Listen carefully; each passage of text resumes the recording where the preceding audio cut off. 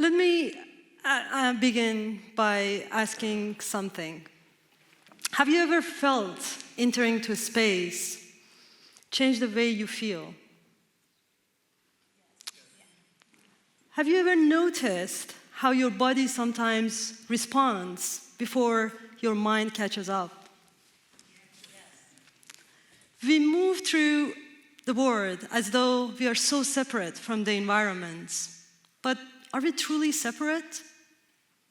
In my research group, we explore the relationships between the human body and the environments, ranging from the intimate scale of the human body and wearables, all the way to architecture and public art installations. And through this work, I come to believe something. Our materials, our wearables, and our technologies are not separate from us. They're extensions of our bodies. They're extensions of our perceptions. And they shape how we feel and how we see the world. Because we don't see things as they are, but we see as we are. McLuhan said it beautifully. We shape our tools, and thereafter they shape us. Every device we carry, every surface we touch, every space we enter, every encounters are quietly shaping who we are and how we feel and how we connect. Perception is not neutral, it's not passive. It's a lens through which we see the world outside. Sometimes this lens is sharpened, sometimes it's distorted. And today, this lens, more than ever, is mediated through our tools and technologies. But how could we develop a more critical lens through which we connect to the world outside? At the Critical Matter Group at MIT Media Lab, we explore these relationships through 3 interconnected themes: social, psychological, and material experiences, and how they can open up new ways of sensing, feeling, and connecting. On the material side, inspired by natural systems, we develop materials that they're soft, that they're interactive, they're active, they're reconfigurable. These systems are equipped with AI, sensing technologies, and they can respond to human movements, gestures, voice, facial expressions. We're also exploring computational design and robotic fabrication as a way to develop biodegradable, bio-inspired materials to create fibers that are able to be active and dynamic. In that, for the last few months, we've been working on melta-spinning and electro-spinning to develop novel materials of textile of the future. From social and critical perspective, I've been really fascinated by ways that we connect to one another through our bodily presence. For example, the idea of the gaze from both neuro and cognitive science as well as critical feminist perspective has been really fascinating. What does it mean to observe and to be observed? How is the power negotiated through the act of looking? What if you could feel someone else's gaze on your body? This is Caress of the Gaze. It's a 3D printed cape equipped with facial tracking camera that it's able to respond to onlooker's gaze. So if you're the wearer, you know which part of your body is being looked at because the object moves on your body. And if you're the onlooker, you know that your action is being noticed. So it potentially changes the social interaction. I would argue that this is not only a piece of technology, but it actually addresses larger social gender issues such as the male gaze on the female body. What if eyes could become a vehicle for communication? In my research, I came across this interesting incident in which Admiral Jeremiah Denton blinked the word torture using Morse code during his captivity in Vietnam. Inspired by this incident, and also inspired by inspired by historical masks worn by Bandari women in southern part of Iran. I decided to make these robotic masks that they're sending and receiving secret messages using AI-generated Morse code. The aim is to sow anxiety within this patriarchal structure by developing a new language that no one else can understand except this marginalized community, and hopefully give them a voice for communications. I was approached by a fashion house to do an installation for a runway show during the Milan Fashion Week. Fashion is an important medium for production of culture, yet we all know fashion industry has been complicit in female objectification and sexual harassment. So I was wondering how we could subvert this power through the power of the gaze. So this installation, the gaze of the model, is returning back using 4 industrial robotic arms, enlarged and look back at the audience. The aim is to use the gaze to create the uncanny feeling of being watched and make the audience to be more aware of their disturbing biases that they're so deeply rooted within our subconsciousness. Moving from fashion to urban scale, what if public building could share our fears and our dreams? Gaze to the Star is the largest scale participatory public art installation that turned the MIT Great Dome to a storytelling vehicle. In order to collect 200 eyes and 200 stories, we designed and fabricated this sensory pod. As you enter into this sensory machine, you look inside, and then you have conversation with AI. The AI asks you questions such as, what are you longing for? Or, what do you dream of becoming? As you answer, the AI asks you a follow-up question to better understand your story. We record the transcriptions of your interaction, we summarize that to 10 words, and we encode that as a Braille message inside the iris. Over 3 nights, we projected all these 200 eyes with their encoded messages to MIT Dome. As people walk in the city, they spot these giant eyes. They might get curious. If they're inside the yard, they can scan QR code and it would take them to the website so they can decode the hidden messages behind every given eye. Instead of reinforcing institutional power, this piece empowers the community to share their own stories. The stories that they're not only stories of success, but also stories of loss, grief, pain. We also noticed the impact of anthropomorphism. In designing the AI system for this sensory pod, we trained the system based on meditation teachers to make sure we create this soothing environment so people can open up to share the most vulnerable aspects of their lives. But also by projecting all these intimate parts, our eyes, to public space, it creates a different type of dynamic. It brings the city alive. The body of the community becomes body of the city. Beyond the projection, this project also has a layer of data visualization, which you can explore by going to the website. We wanted to see what are the common patterns that brings the community together, and what are the hidden patterns that they share among the community. We run the AI system and found out that some of these stories start to emerge, the stories of community, fear and uncertainty, inner peace. And this was incredible to find out what brings the community together. So I encourage you all to check out and find out on your own.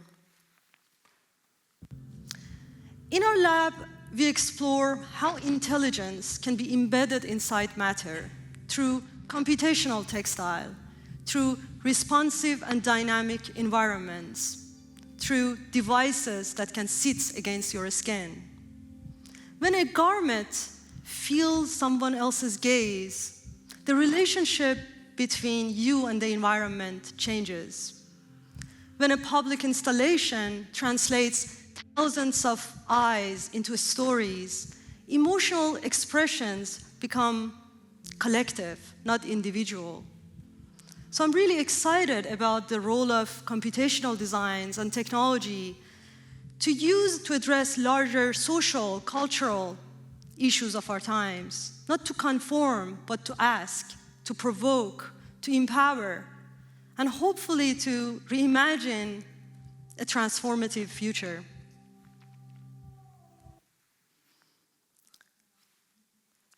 Beyond the social dimensions, I would like to invite you all, let's come back to our body. I want to invite you all to take a moment. Notice the space between your breath. Notice the pulse in your fingertips, the movements of your thoughts. We often imagine that our mind is so sealed behind our eyes, inside the skull. But what if the mind is not confined? What if it's a wave? What if it's a frequency, it's a vibration? And what if you could shape matter with the power of your mind? I've been really fascinated by contemplative practices and its intersection with science, with practices of mindfulness, meditation, and simple act of turning inwards to find moments of peace. And I've been wondering how technology, design, and art could help us to feel more connected to ourselves, to one another, and to our environment. So I'm excited today to share our latest project that explore the relationships between mind and matter.